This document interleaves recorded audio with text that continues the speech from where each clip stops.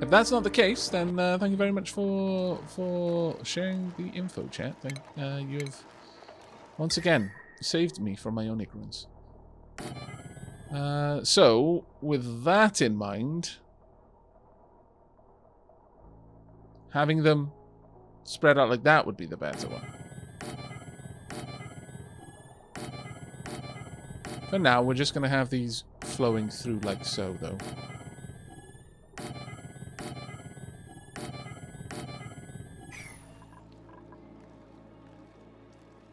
Confirmed on the wiki, it's all 9. Okay, thank you so much, Shakaltraconis. And everyone else, actually. A temperature plate will exchange heat with almost anything in a 3x3 tile space, centered on the plate. It will equalize the temperature in its area of effect, including itself. Thank you. Thank you very much, everyone who checked on the wiki. That has, that is actually, it's going to make a big difference, because we can now share that temperature across a much larger area. How much copper did we just used a lot of copper. But I don't mind. I'm completely okay with this. Temperature up here is going up, which is grand. Temperature down here going down, which is not.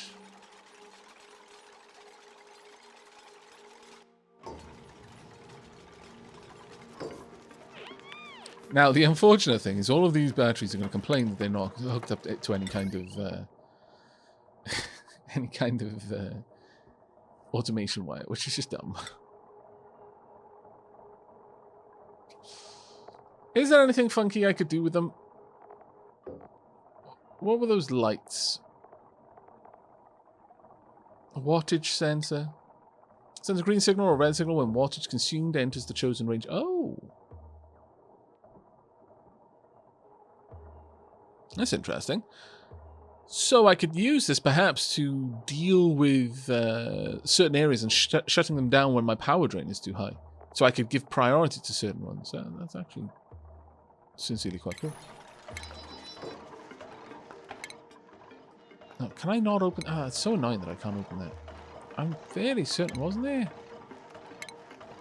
some sort of light furniture, maybe? Is it under that? There we are, pixel pack.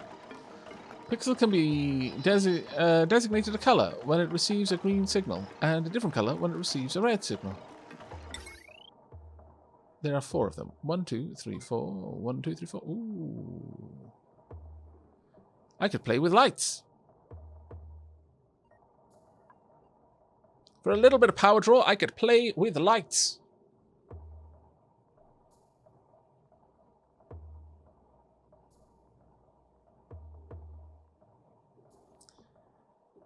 Which would be a lot more cool if I did the whole thing of using a...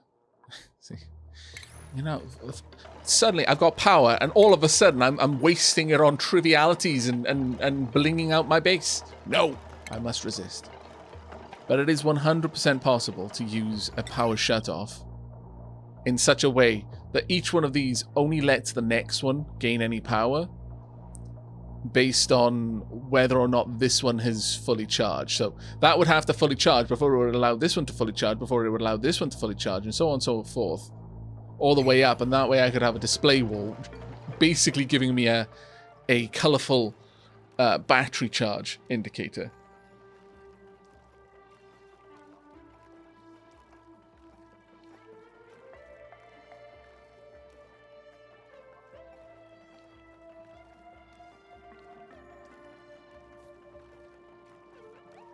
Hey, Belial, how are you doing?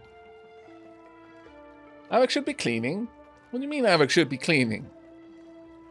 What are you talking about? Oh, cleaning of the floor. Right, yeah, okay, yeah, no, that's fair, actually. Yeah, maybe should be doing that. Have I got a handy-dandy? Yeah, I do, kind of. It's not exactly handy-dandy, but it's sort of near enough. I could also just pop it down somewhere here, just gather everything into one space along here, and then just move it up over here, and then move it out. Yeah, I'll probably do that. Let's pop this down. Oh, but wait, if I put it there, it's going to start pulling power, and I don't want it to. New. Okay, I guess I'm putting it up here then. Does this have any overheat? No, it doesn't. There we go.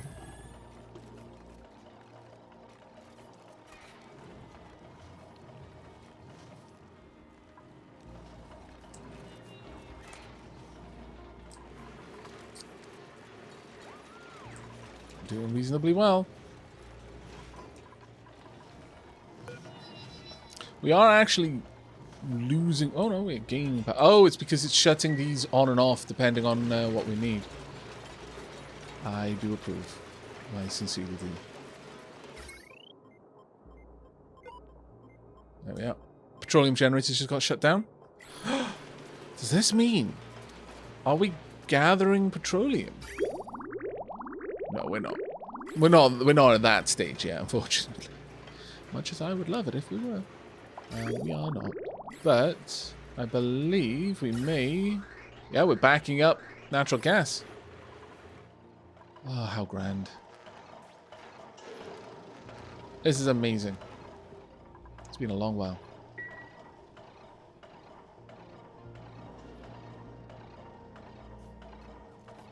Yeah, basically, Dutrius, it would be me using automation wires to check how full my storages are.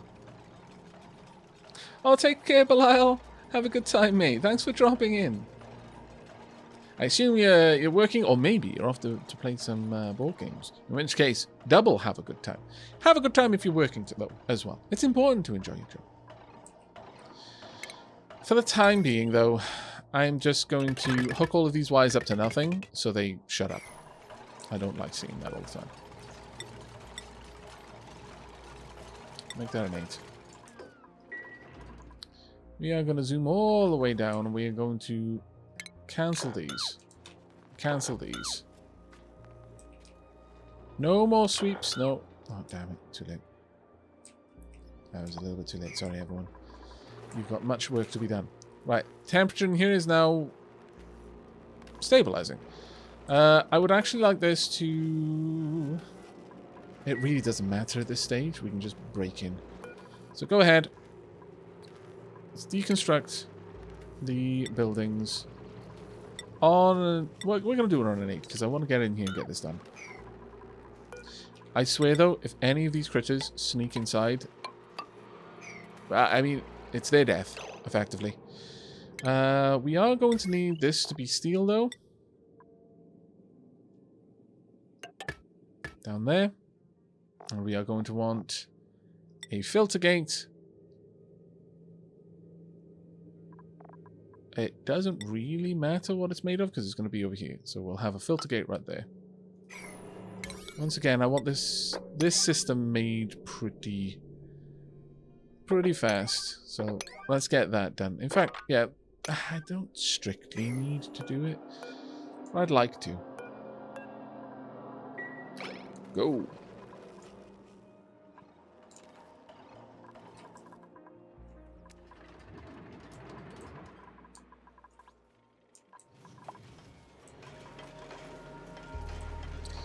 Yeah, the steam engines are going to run down shortly, unfortunately. Yeah, that is a bit of a shame, but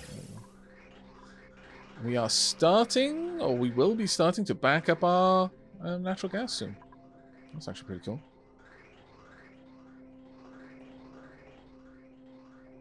It was nice while it lasted, chat. Wow, wow! We're actually building a lot of power. How are we building a lot of power? Only one of my generators is active right now. Hey, Wonderbot, how you doing, mate? Hello, Raiders! Welcome to one of the very, very rare few moments where our base is doing well. We've got power, we've got food, we've got air. We've even got air conditioning. Look at this. Well, I mean, maybe we've gone a little bit too far with the air conditioning, actually. Maybe we need some heating now. But things are doing well. You've picked a very, very good moment to join us. Hello. What were you playing, Wonderbot? If anyone is unfamiliar with Wonderbot, well, first and foremost, you should fix that glaring flaw. Let me see if I... my own shout-out command every single time. Belial just left. There we go. Did that work? Yes! There we go. My memory is not completely terrible. But, yes, Wonderbot is a member of the Wholesomeverse. I've not actually streamed with them yet, but it is something that I hope to do in the very, very near future. It is a Twitch. A Twitch. What do you say? A Twitch team, I suppose? Twitch gang. A Twitch... a Twitch family, you know, going a little bit more mafia style with that. But group of extremely, extremely pleasant and dapper fellows. And you should take a moment to check them all out. Action roguelite about corporate startup hell. Oh, Hades. I don't even need to see what you actually said, because I haven't read the shout-out command yet. Oh no, played Going Under. Oh, okay. So Hades isn't about this. Duly noted. You've almost got our copper volcano properly set up, right? Now I'm going to proper check on chat for a moment, and I'm going to pause the game so that this doesn't get away from me while I'm not paying any attention to it. Let's see. You know what, Wanda? Have you got this impression? There are a lot of roguelites out at the moment. Like, a lot of roguelites. Every third or fourth email I get right now about games is about a roguelike or a roguelite. It seems that there is a bit of a thing going on right now.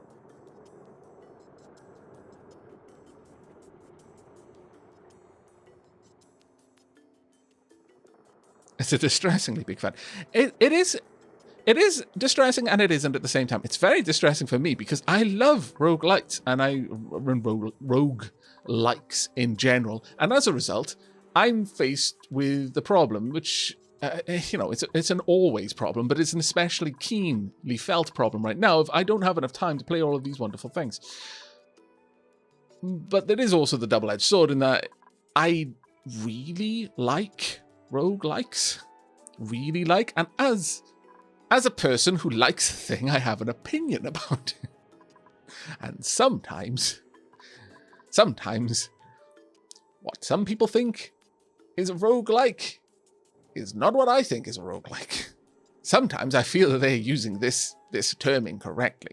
That's most egregious when it is a roguelike. When it's a roguelike, there's a lot more freedom of interpretation. But even then, there are some times where I'm like, what?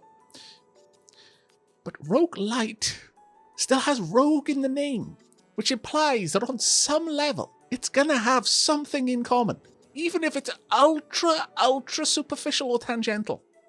There's still gonna be some pearl of rogue buried deep in the folds of this fleshy game clam. Or oyster, rather. And not always. Not always.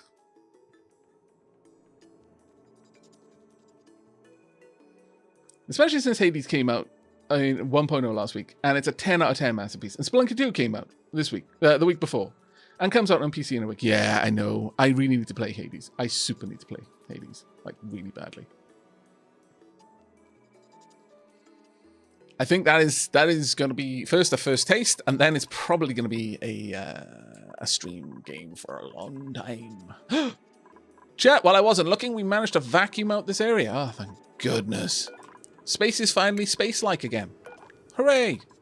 I can now tear down all of these pipes and everything else that I had to build in order to get this place to be a vacuum. Go ahead and... Oh, actually, I've got to wait for them first. Oh, apparently that's not true. Apparently the game has lied to me and it is not a vacuum at all. Why have you turned my house into a house of lies game? Okay, cancel deconstruct. Apparently everywhere else but this part is a vacuum. Alright. Gonna head off myself as UK and early lol. Though, may see if Aavak is on when I wake up to hear more of his lovely dulcet tones. Oh, take care, Papa Dio. It is quite late for us right now, yes. It is 3:45 in the morning, UK time. For now though, focus on the dupes. I've got to go and get sushi. Oh, well done, Wonderbot. Take your time. Enjoy that sushi. I have not had sushi since the world caught on fire. But I will absolutely be checking out Hades. That is going to probably be a stream game at some point this week, actually. So keep your eyes peeled on that one. Is this game balanced now? I've played it when it first launched. Oh, it is an entirely different beast than when it first launched. Yes, this is so much better of a game than when it first launched. Orders of magnitude better. Orders of magnitude better. And I really don't say that lightly. Right, okay, so now that we've got everything sorted out down here, I do want to check... Oh, well, actually, let's get rid of all of this water up here because of the massive amounts of steam. Let's get rid of all of that so that we don't get anything weird in here that we don't want in here. Also, this is running, which it shouldn't be. Well, I mean, technically it should because I told it to. Let's get this place emptied out, reconstructed, then we can just allow the pump to vacuum out this room. There's a little bit of steam still in here, which is impressive. Right. I may have to tell this just to get rid of everything, because otherwise this is not ever going to really work for us. I mean, the temperature shift plate should condense this steam for us, but a big thing that we need to look at right now is how we're going to set this up. So first and foremost, I don't want this to activate my steam engines until the temperature is above 200 degrees. Once it hits that big 200, these can turn on, and I will be very, very happy with this. Also, need to extend out the automation cables to activate these properly. However, when this drops down below 130, I want it to shut off. And I need it to be below 130 for 10 seconds. If for 10 seconds the temperature in this room is below 130 degrees, then there is almost no possibility that any of the copper in here is above 130. At this point, we are going to allow the auto sweeper to engage, grab it, chuck it out. It'll drop up here where it can later then be collected. It'll be very, very nice. We've already got 4 kilos, 4 tons, 4 tons and a half of copper over there. That's going to be all we're going to get for a little while. We've added all in all of the diamond temperature shift plates. Yeah, I think we're good. We'll just get these ladders out. We'll yoink them out, rebuild the walls. It'll be good times.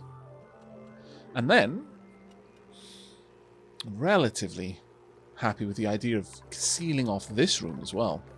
So to that end, I'm going to add this out a little further. Oh no, wait. Let me actually grab one of these pipes. There we go.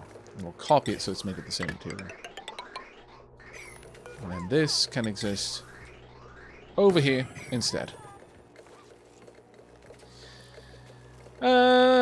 Memna, thank you very much for the subscription there. 6 months, half a year. Thank you so much. I hope you're enjoying your stay. Thanks, I'll guess check it out again. I really would recommend it. If you enjoyed what was there when it like was first around, it's very much worth checking out. Now, I just realized that there may have been some confusion though when I was saying it's a very different game. Do you mean when it released into 1.0 or when it launched like on Steam in early access? Because the difference between the game now and when it launched, it's practically a different game. It's got the same spirit of the game that was there in the beginning, but it is now better in every measurable way. Like every measurable way. If, however, you were specifically asking, is it very different from what it was when it went into 1.0? Yeah, it's actually improved quite a lot from there, but it's not quite as enormous of a difference.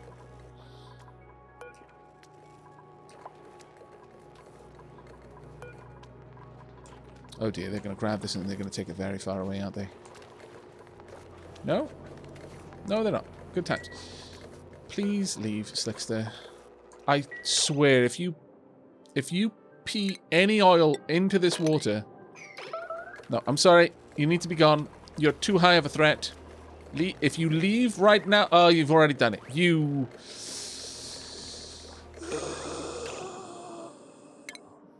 Please, sweep. And then also mop. Bloody Slicksters. Oh. Thank you very much, Auto Sweeper. Good Auto Sweeper.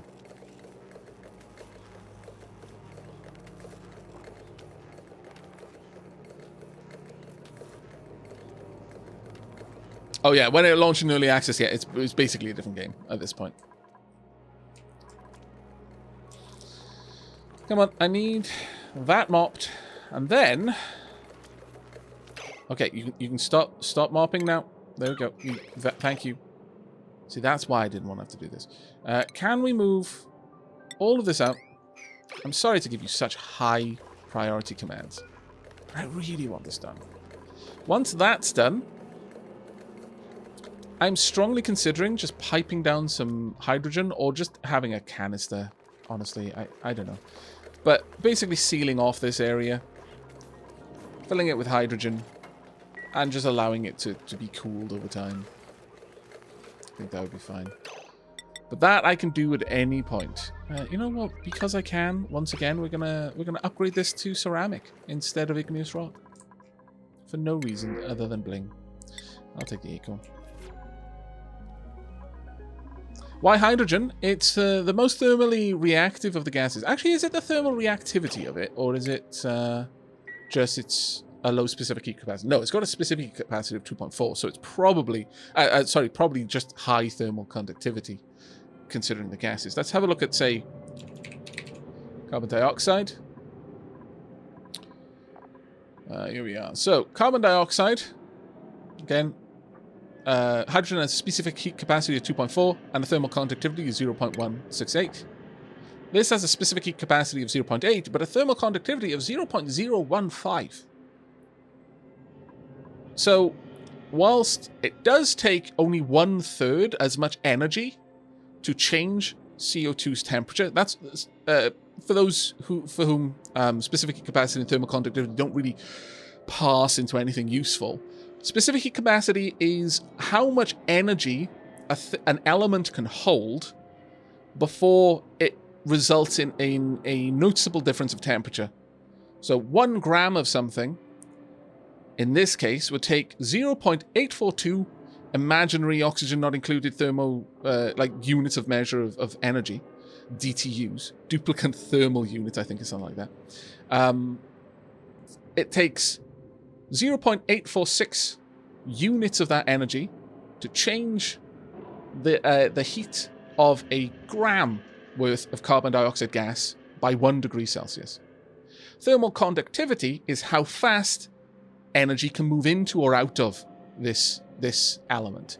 So whilst, again, it only takes 1/3 as much energy to change the energy up or down of CO2, it takes 10 times as long for that energy to move into it or out of it.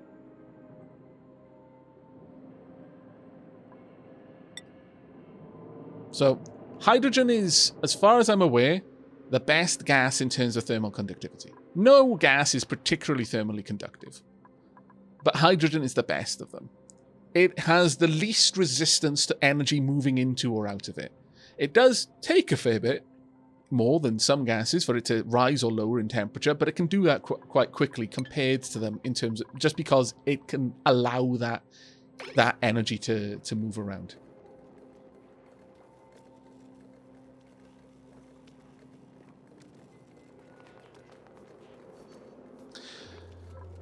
In terms of what elements are in the game, I mean, depending on who you talk to, there's either a lot or there's not that many. And it really does come down to what they expect out of their sims. Ultimately, Oni is a game, but the way I would describe Oxygen Not Included, and actually I kind of I fell upon this description last stream as it happens, and I quite liked it. Oxygen Not Included is not a detailed science simulation. It's not. It's a game with a very high simulation fidelity. What it does simulate, it simulates to a high degree of detail. But the laws that it simulates are not accurate to the laws of science that we are familiar with and are, under the effect of in Earth. For example, it is entirely possible, and I have one here, to create there's no preservation of energy. For example, I'm basically multiplying energy here. I take a certain amount of water and energy to run an electrolyzer to produce hydrogen and oxygen. That hydrogen I use to power all of the energy required to produce that hydrogen and oxygen, and also to move it all around. This is an entirely self-contained little energy bubble. In fact, I get so much hydrogen, I have overflow, and so I send it down here to make more energy for other things. That shouldn't be possible. That's ultra broken. Also, you can heat multiply, you can heat delete. You know, so yeah, the laws of thermodynamics, they're not the same here as they are in our world. Let's put it that way. But where the game has a consistency to its rules, and it simulates those rules to a very high fidelity. But yeah, don't. I have had quite a few viewers, especially when I did a series of this on YouTube, who were quite distressed by the level of inaccuracy in the game, because at surface level, this game looks crazy complicated and really, really faithful to true science. And it cuts a lot of corners. It takes a lot of programmatical shortcuts to allow the simulation to run on any kind of speed. Like, for example, another one. This little bubble here. This is because in this game, two elements can't occupy the same place at the same time. This water here is polluted water. This water here is salt water. This is clear water. They are not mixing. In real life, this would just be a weird slop. Very much so up here, where there's petroleum, there's oil, there's salt water, there's polluted water, there's fresh water. If I had droplets of molten copper in here, there'd be, let's just assume that it wasn't, sharing heat and causing all of the water to flash into steam. Then it would just exist as a self-contained little bubble. These elements won't mix. So that isn't particularly, like, liquids are kind of particularly viscous in this world. But that's an instance where the simulation had to take a back seat to what they could realistically ask a computer to simulate on any large scale. Because it's simulating the blending of all of these gases. That's why they're kind of sitting in weird bands in the world. If it tried to be more accurate, the simulation would slow down and you wouldn't be able to do nearly as much as you can with it. And so there are certain, things that are just, I guess that had to be sacrificed on the altar of gameplay. But by and large, it's a really, really, really fun game. If you enjoy science on any level, then this is a very fun game to play.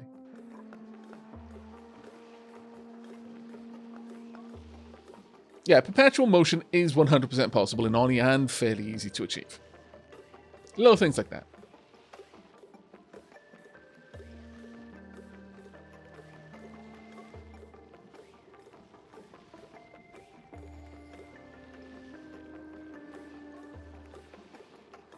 Oh yeah, no, absolutely. Crystallion, I hope I get, or is it Crystallion? I'm not sure. But absolutely, whilst it's not perfectly accurate, the principles that this game teaches are fantastic. I would wholly recommend this game for anyone who just had a mild interest in certain sciences and wanted to learn more, because frankly, you can learn. Like, the amount of people I've had come in who have later commented that, they've learned more about thermodynamics from watching me play Oni or playing Oni themselves than they ever learned in school. And that's a really, really common occurrence. Really common occurrence. How I wish we could empty out this room a little faster. Okay, we're starting to get this side down into vacuum. Oh, we might be getting there, chat. Let's have a look at gas. Gas?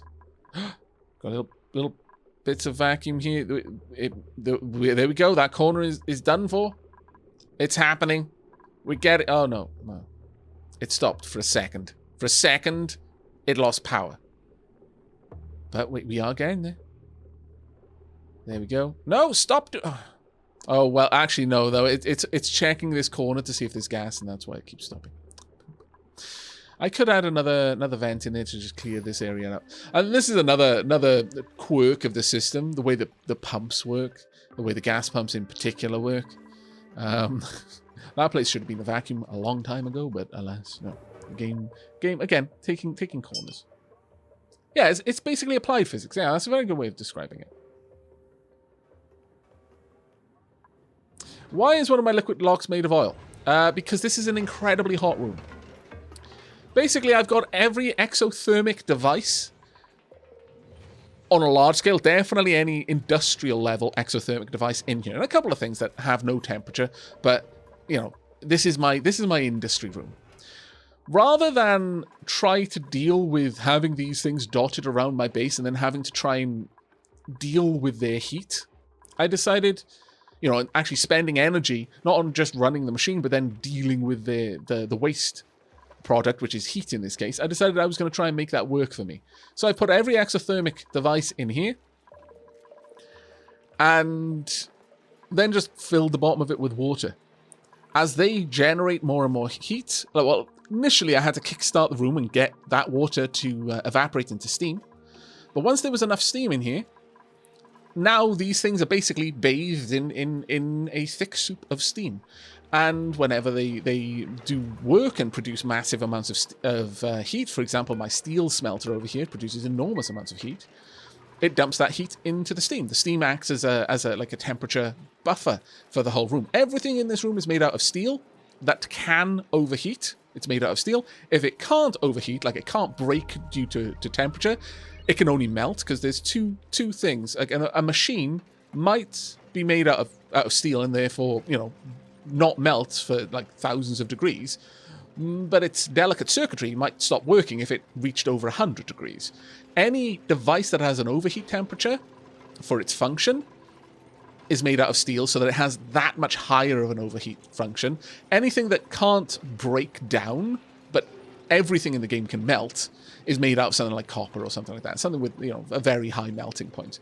And all of the steam in here just absorbs that heat until it reaches a certain point, at which stage I'm using automation signals here to control when I turn on a bank of steam engines, which suck up the steam, draw out the power from that steam, and then produce waste water as the steam condenses. The waste water is only 95 degrees.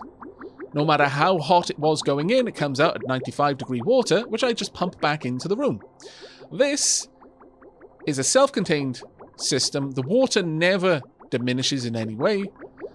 And so effectively, I've turned that waste product, the byproduct of all of these machines doing their job, which was producing heat, into usable usable fuel for my energy economy. I don't get the same amount of power out as I put in by a large margin, but I do blunt the energy debt that I accumulate. Running all of these things costs me an awful lot of power, but by reclaiming some of that heat energy through my steam turbines, I ultimately reduce how much power it costs me.